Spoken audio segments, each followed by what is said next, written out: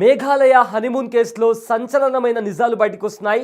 అయితే కామాఖ్య టెంపుల్ని దర్శించుకున్న తర్వాతనే తనను తాకనిస్తానంటూ కూడా భార్య సోనం రఘువంశీకి ఆంక్షలు పెట్టినట్టు కూడా తెలుస్తుంది.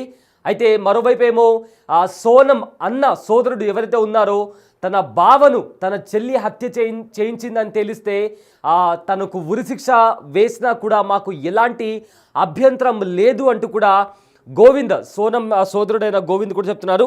అయితే హనుమూన్ హత్య కేసులో సంచలనమైన విషయాలు బయటకు వస్తున్నాయి.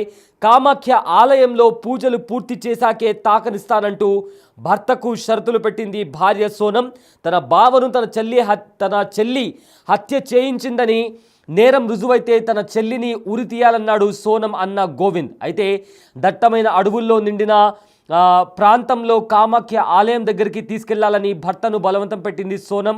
అయితే భర్తను హతమార్చేందుకు బాయ్ ఫ్రెండ్తో కలిసి పథకం పన్ని దట్టమైన అడవులోకి తీసుకెళ్లి సోనం ముందు ఒక ప్రాంతానికి వెళ్ళగా అక్కడ పర్యాటకులు ఎక్కువగా ఉండడంతో అక్కడ హత్య చేయడానికి కుదరలేదు. కానీ వేరే జలపాతం దగ్గరికి తీసుకెళ్ళి అక్కడ కిరాయి హంతకులతో హత్య చేయించింది సోనం. అయితే భర్త రాజా రఘువంశీ హంతకులకు భర్తను అప్పజెప్పింది. ఆ తర్వాత హత్య చేస్తుంటే అక్కడే ఉండి సోనం